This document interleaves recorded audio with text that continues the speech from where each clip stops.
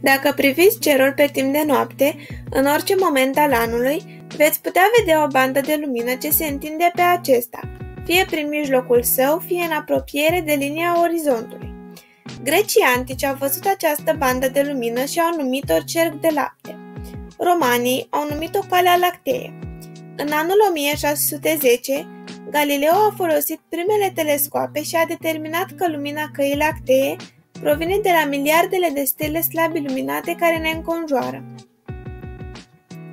Calea Lactee ar putea să fie în mijlocul a nicăieri. Privite de la distanță, galaxiile din univers par interconectate prin filamente. Doar că galaxia noastră s-ar putea să fie într-un mare gol, în golul Cannon, Barger and Cowie, denumit pe astronomii care l-au descoperit în 2013. Un alt studiu efectuat în 2017 a adus și mai multe dovezi care întăresc ideea că galaxia noastră se află într-una din porțiunile mai goale din univers. Calea Lactee și Andromeda se vor izbi în 4 miliarde de ani. Galaxia noastră nu va fi aici o eternitate. În momentul de față, Calea Lactee se îndreaptă către galaxia Andromeda cu o viteză de 400.000 de km pe oră. Cercetătorii cred că atunci când se va produce ciocnirea iminentă a celor două galaxii, Andromeda o va absorbi pe a noastră și astfel va supraviețui.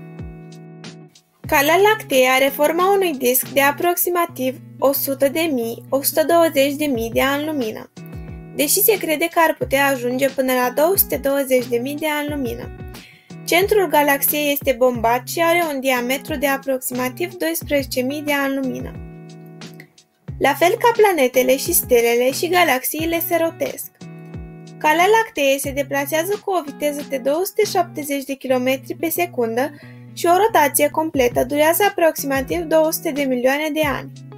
Sistemul solar execută o rotație completă în jurul centrului galactic în aproximativ 225 de milioane de ani, adică un an galactic.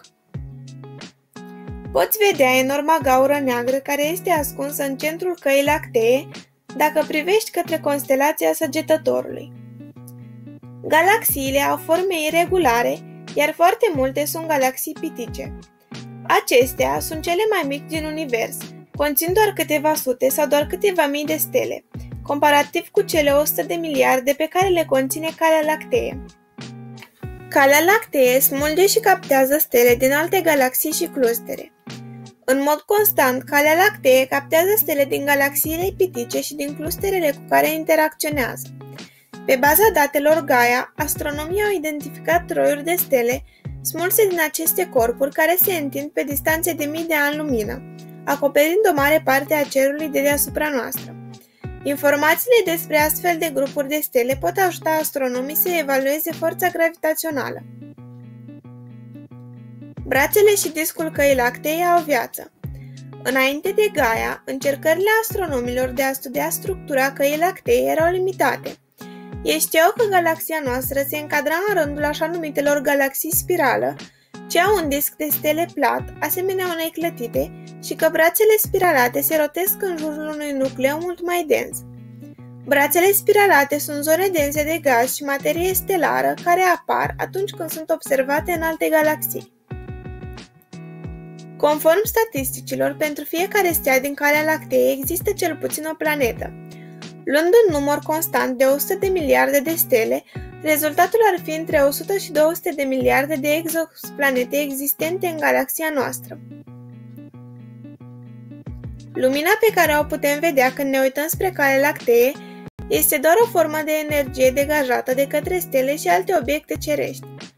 În galaxia noastră se găsesc și alte forme de energie precum lumina infraroșie, raze gamma, raze X, unde radio și materie întunecată. Cam atât pentru astăzi, nu uitați să vă abonați și să apăsați clopoțelul pentru a fi la curent cu noile videoclipuri.